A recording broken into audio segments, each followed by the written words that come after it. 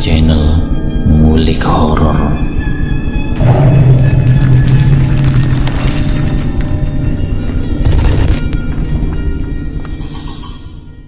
Assalamualaikum warahmatullahi wabarakatuh. Kembali lagi di channel Ngulik Horor. Channel ini menceritakan tentang kisah-kisah misteri. Pada kesempatan kali ini saya akan melanjutkan kisah misteri yang berjudul Simpang 3 Gerbang Gaib. Yuk, daripada kita lama-lama, langsung saja kita lanjutkan ceritanya. Wajah Zoya kini bagaikan makhluk menakutkan. Giginya terus ia rekat-rekatkan, mulutnya terbuka lebar dengan mata yang terus melotot, seolah akan menerkam mangsanya. Kiai kemudian membasuh wajah Zoya dengan air doa. Tidak henti syahadat terus ia bacakan, sementara semua santri masih terus membacakan Al-Quran. Allahu Akbar! Teriak Kiai mengusap wajah Zoya dengan takbir. Allahu Akbar! Kedua kalinya Kiai membacakan takbir ke telinga Zoya. Allahu Akbar! Berhenti! Ampun! Sudah! Hentikan! Sakit! Sudah! Ampun! Zoya terus menjerit kesakitan dan badannya berkeringat dingin. Maya kembali menangis menyaksikan putrinya berguling-guling di tempat tidur. Namun malang Zoya kembali pingsan setelah berteriak kesakitan. Sepertinya makhluk laknat yang bersemayam dalam tubuh Zoya merasakan kesakitan yang begitu hebat. Beberapa santri kemudian bergantian menghampiri dan mendoakan Zoya agar segera kembali seperti sedia kala. Tiba-tiba salah seorang santri berucap, "Kiai, bukan benda itu yang sebenarnya makhluk itu inginkan," ujar santri bernama Malik. "Maksudmu?" jawab Kiai. "Jika dia meminta benda itu, dia dari awal sudah tahu bahwa si ade ini memilikinya. Benda itu hanya dijadikan tameng agar jin tersebut mencapai tujuannya," jelas Malik kembali. "Ya Allah, benar yang dikatakan Malik," batin Kiai. "Aku terkecoh dengan benda ini, padahal yang jin itu mau bukanlah benda ini, melainkan persembahan," batinnya lagi. Kiai segera menghampiri Zoya lagi memeriksanya dan betapa bersyukur gadis kecil itu badannya mulai hangat. Mungkin tubuhnya menerima reaksi sangat dahsyat ketika tadi dibacakan ayat suci. Tapi Zoya masih tidak membuka mata. "Tidak apa," pikir Kiai. "Yang penting tanda-tanda kesembuhan sudah mulai terlihat." Kiai kembali berbicara dengan keluarga Zidan. Untuk langkah selanjutnya, Kiai sekarang akan terfokus kepada siapa pemilik dari keris itu. Kiai mulai bertanya kepada Maya kemungkinan dari mana Zoya bisa mendapatkan benda itu. Kiai terus mengulas cerita yang Maya berikan kepadanya. "Oh iya, benar, pemakaman," pikirnya. Kiai berpikir gelagat Zoya mulai aneh setelah menghadiri pemakaman.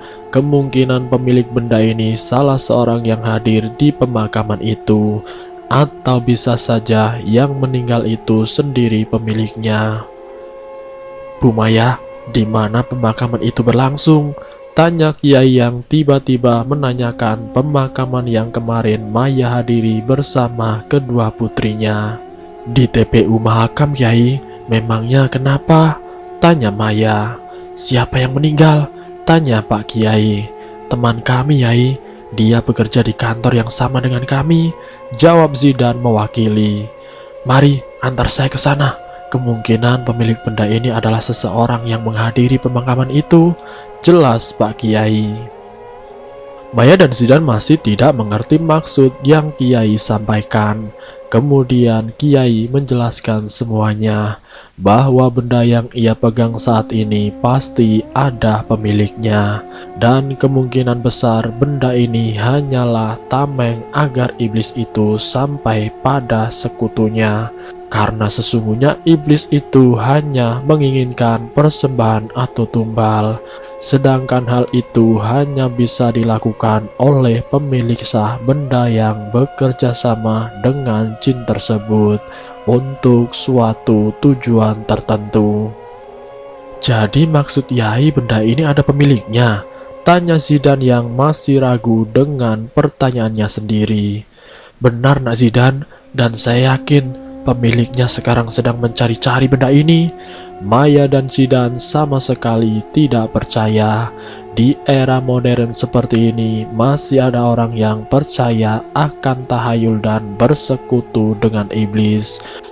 Tapi bagaimana bisa benda itu ada di saku baju anakku, Kiai? Maya masih bertanya dan masih tidak mengerti yang saat ini sedang terjadi. Kemungkinan besar pemiliknya tidak sengaja kehilangan benda itu. Dan Dek Soya menemukan tidak sengaja juga, Bu. Dia hanya berpikir kotak itu bagus. Akhirnya dia membawanya. Jelas Pak Kiai. Masuk akal, pikir Zidan. Bisa saja benda itu tidak sengaja ditemukan putrinya. Kemudian dengan polosnya dia mengambil tanpa tahu isinya. Karena memang benda itu dibungkus dalam kotak merah yang cantik bagai kotak perhiasan. Tidak akan ada yang mencurigainya bahwa benda pusaka adalah isinya. Penasaran dengan maksud yang Kiai sampaikan, Zidan dan Maya memutuskan untuk mengantar Kiai ke pemakaman Yolan, teman kantor mereka yang meninggal kemarin. Tidak lama kemudian tibalah mereka di lokasi pemakaman. Kiai datang bersama Zidan dan Maya. Mereka kini sedang berjalan ke arah makam yang berjarak 100 meter dari tempat parkir. Saat berjalan menuju ke sana, dari kejauhan terlihat Wisnu ada di sana. Maya hendak memanggil tetapi Zidan menghentikannya. "Kenapa ya? Itu kan Wisnu," ujar Maya. "Sebentar Bun, lihat gelagatnya. Dia sedang mengorek-ngorek dedaunan dan tanah, seperti sedang mencari sesuatu," ujar Zidan. "Ya mungkin saja dia sedang mencari." Kalimat Maya terhenti, matanya terbelalak, ia dan suaminya saling menatap penuh tanya. Zidan kemudian segera menarik tangan Maya untuk bersembunyi di balik benteng di luar makam. "Ayah, apa mungkin Wisnu sedang mencari keris itu?" tanya Maya berbisik. Zidan menjawab dengan anggukan. "Kita lihat saja dulu Bun, apa yang dia lakukan." Tidak lama Kiai datang dan menepuk bahu mereka yang sedang bersembunyi seperti maling. "Ada apa?" tanya Kiai kepada mereka. Zidan mengisyaratkan dengan telunjuk yang ia letakkan di bibirnya. Kiai kemudian melihat ke arah Wisnu yang masih celingukan menelusuri setiap sudut makam. Sepertinya Kiai pun paham maksud dari sembunyinya Maya dan Zidan, sehingga dia ikut memperhatikan dari jauh gelagat Wisnu yang sepertinya semakin aneh. Wisnu sepertinya stres karena tidak menemukan yang ia cari. Wisnu adalah rekan kerja Maya dan Zidan, yang tidak lain adalah suaminya Yolan, teman mereka yang meninggal kemarin sore akibat kecelakaan. "Pergilah ke mobil, tunggu saya di parkiran saja.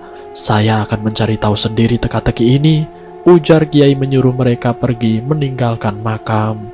Beliau ingin mencoba menyelidiki semua dari dekat dan memutuskan untuk menghampiri Wisnu ke sana. "Tapi Yai," kata Zidan, "berdoalah kepada Allah agar anakmu segera sadarkan diri. Cepat pergi, tunggu saya di sana saja," jawab Pak Kiai. Akhirnya suami istri itu menuruti apa yang dikatakan oleh Pak Kiai. Mereka kembali menunggu Kiai di dalam mobil, sembari terus memperhatikan dari kejauhan. Kiai mulai berjalan menuju ke arah Wisnu, tapi entah mengapa Kiai malah menjinjing sebuah sapu lidi di tangannya. "Apa yang akan Kiai lakukan?" pikir Maya dan Zidan yang sedari tadi melihat di balik mobil. Kiai juga mengganti pakaiannya, memakai kaos dan sarung biasa. Saat semakin dekat, tiba-tiba saja Wisnu menghampiri. "Maaf Pak, saya mau nanya. Barangkali kemarin Bapak melihat sesuatu seperti kotak terjatuh di sini," ucap Wisnu bertanya langsung kepada Kiai saat bertemu dengannya. Ah, cerdas. Kiai sengaja membawa sapu lidi agar Wisnu mengira ia sebagai kuncen atau pengurus makam. Luar biasa idenya Pak Kiai, batin Zidan. "Oh, saya tidak melihat Pak. Memang seperti apa bentuknya?"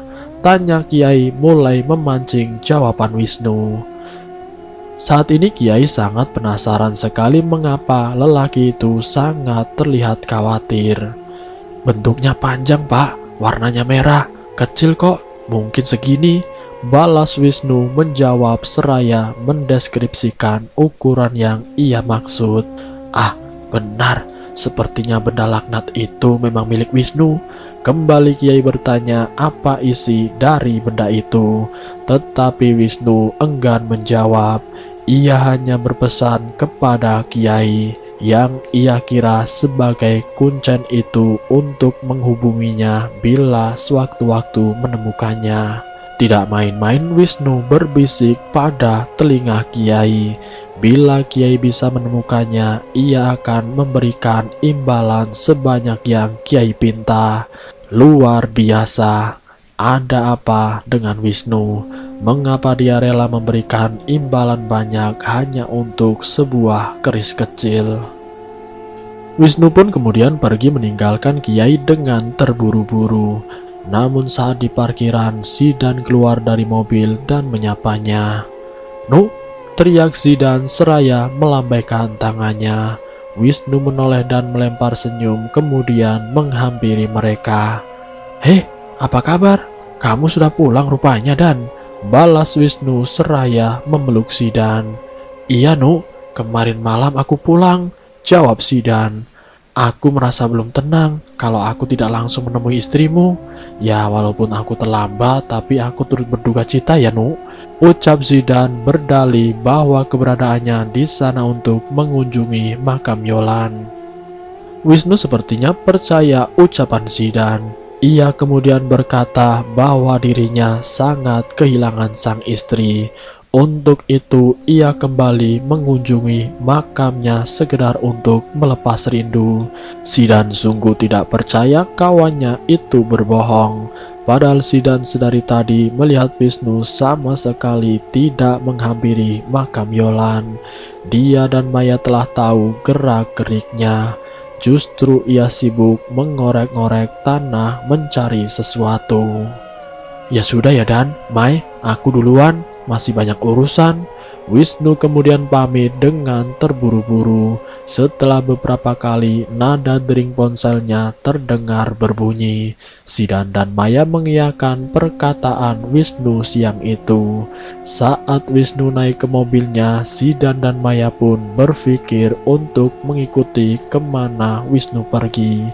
Tidak menunggu lama, mereka berlari ke mobil yang ternyata di dalamnya telah ada Pak Kiai yang menunggu. "Ayo, kita ikuti kemana lelaki itu pergi," ucap Kiai yang seolah tahu niat Zidan dan Maya saat mereka berlari menuju mobilnya. "Baik, Yai." Zidan kemudian membuntuti mobil Wisnu dari belakang, berjarak 200 meter saja agar tidak terlalu mencurigakan. Kiai pun bercerita gelagat Wisnu yang memang seperti orang penuh kecemasan.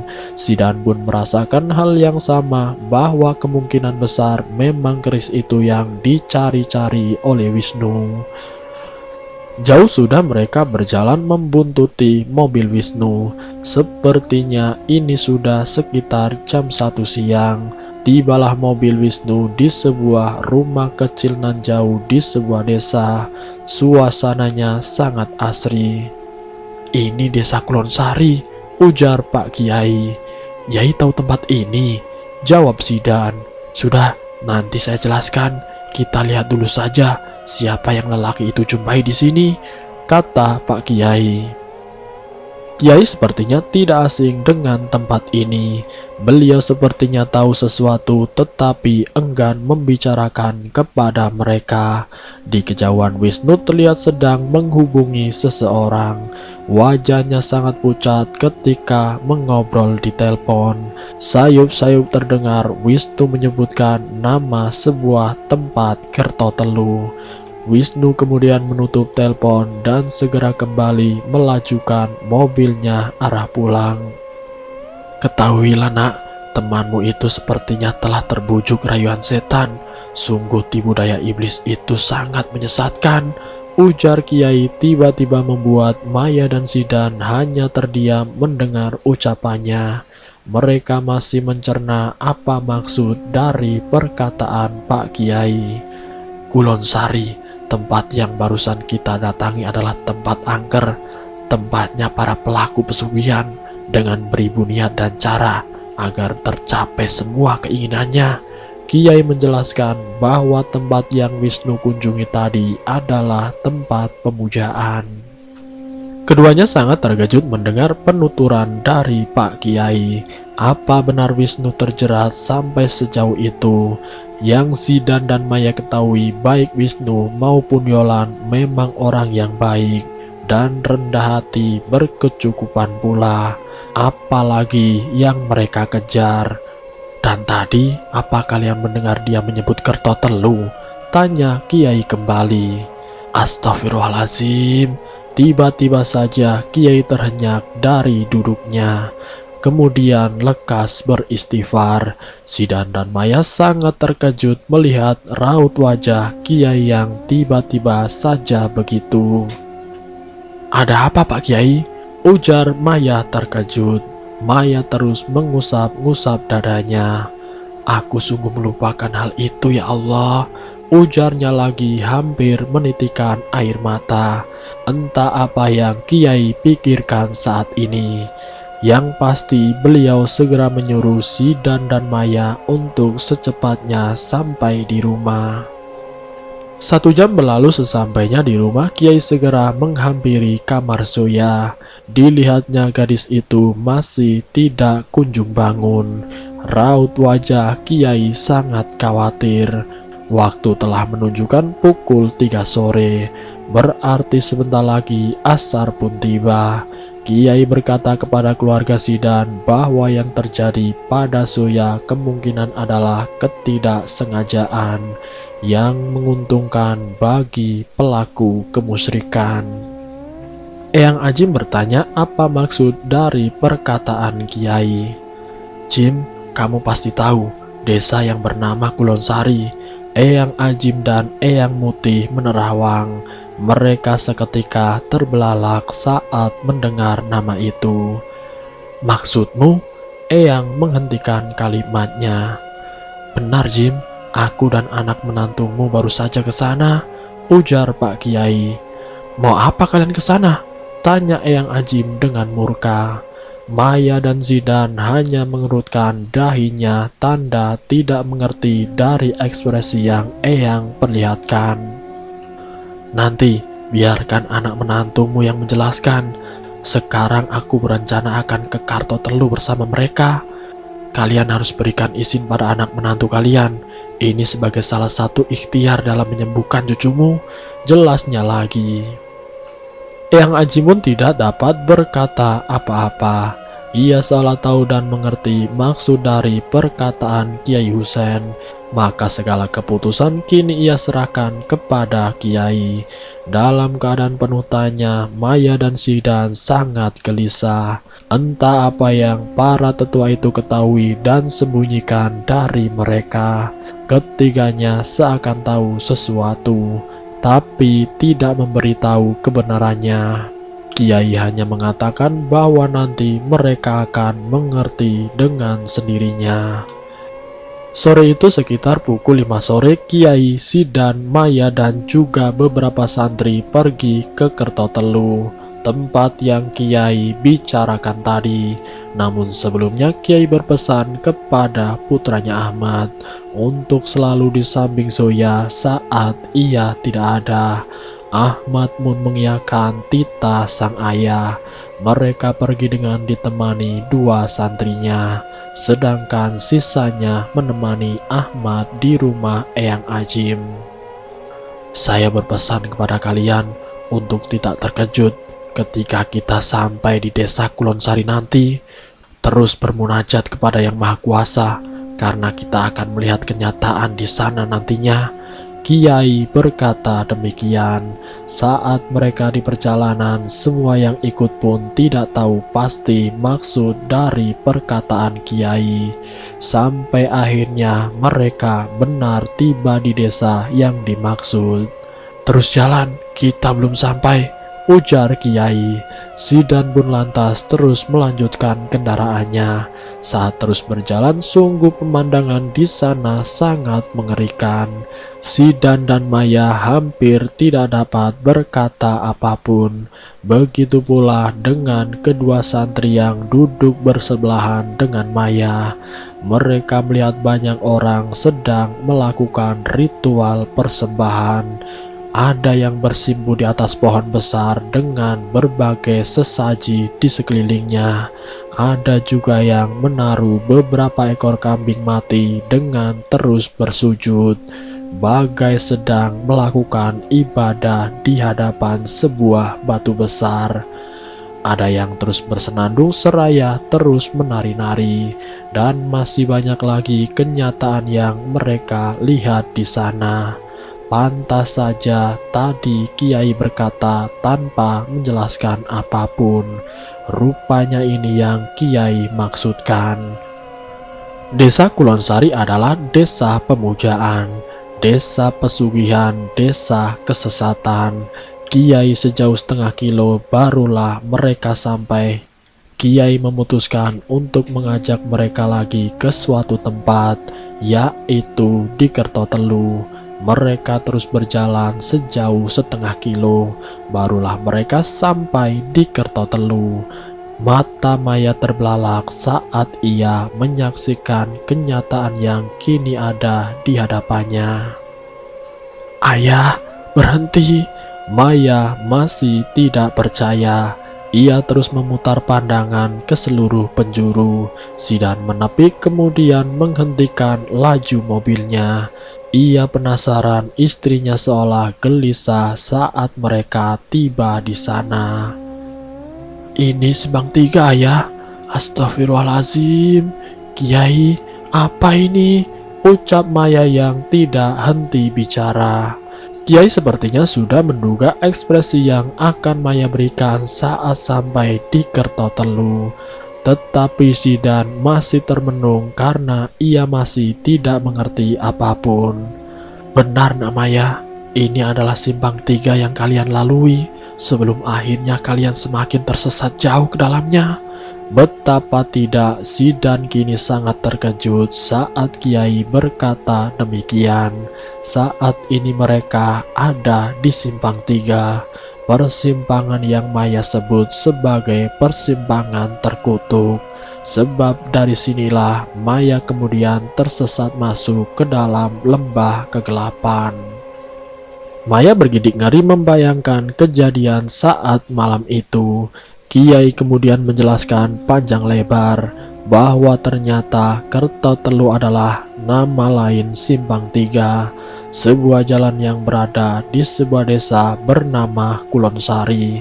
Para pelaku pemujaan pastilah tidak asing dengan Kulonsari dan Kertotelu, sebab kedua tempat ini saling berhubungan satu sama lain. Kertotelu ini sebutan lain untuk Simpang 3, yang hanya akan dimengerti oleh para pelaku pesugihan. Simpang inilah yang menjadi gerbang menuju alam gaib nantinya. Di sini nantinya para pemuja akan berkumpul menunggu hasil yang mereka terima atas perbuatan syiriknya. Tepat pukul 12 malam biasanya para pelaku pesugihan akan menerima hasil mereka. Ada yang menerima berupa uang, emas, pusaka, dan yang lain sesuai yang mereka buat saat perjanjian dengan iblis laknatullah. Semakin berat persembahan yang mereka lakukan untuk para iblis terkutuk itu, maka akan semakin banyak harta benda yang akan mereka dapatkan. Mereka kini masih tercengang dengan semua penuturan yang Kiai jelaskan secara rinci itu. Tidak menutup kemungkinan para santri pun sangat terkejut saat ini. Mereka semua masih terus beristighfar. Namun saat sedang menepi, tiba-tiba terlihat mobil dari arah berlawanan. Semuanya menunduk, pinta Maya berteriak.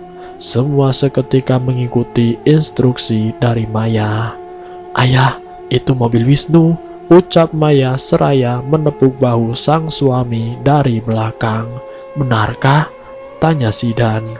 "Ayo, kita ikut kemana dia pergi," ucap Kiai. Sidan segera memutar arah untuk mengikuti kemana Wisnu pergi. Masih pelan, Sidan terus melanjutkan mobilnya dengan ribuan tanya yang kini ada di kepalanya. Sampai akhirnya mobil Wisnu terlihat berhenti di salah satu gubuk kecil. Kini jarak mereka hanya berbeda 200 meter saja. Wisnu masuk ke gubuk itu dengan sangat emosi. Saat itu waktu menunjukkan pukul 7 malam. Hanya butuh sekitar 1 jam saja waktu tempuh dari rumah untuk bisa sampai ke desa Kulonsari. "Malik, coba dengarkan apa saja yang lelaki itu bicarakan di dalam," perintah Kiai pada salah satu santrinya. Rupanya Kiai menyuruh Malik untuk mencari tahu semua yang terjadi di sana. Malik kemudian bergegas tanpa rasa takut. Pemuda itu mengikuti titah gurunya untuk memastikan. Hampir 15 menit Malik menguping pembicaraan Wisnu dari dalam. Sepertinya Malik menggunakan ponsel untuk merekam suaranya. Tidak lama kemudian Wisnu kembali keluar dengan sangat kesal. Ia terus menggerutu sampai akhirnya ia kembali masuk ke mobil dan melanjutkan kendaraannya. Malik segera berlari cepat menghampiri Kiai di dalam mobil. Setelah tugasnya dirasa usai, syukurlah Malik selamat tanpa terluka.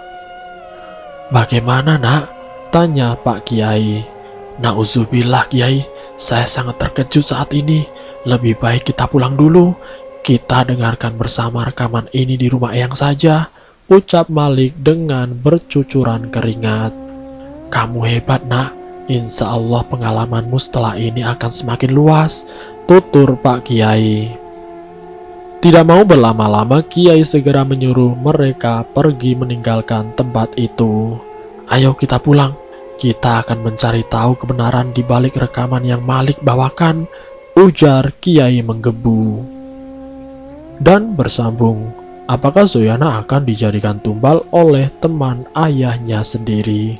Nanti saya akan lanjutkan ke bagian yang berikutnya. Jadi untuk kalian tetap stay di channel ini.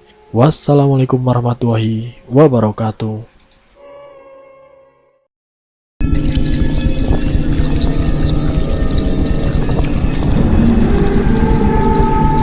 Selamat datang di channel Ngulik Horor.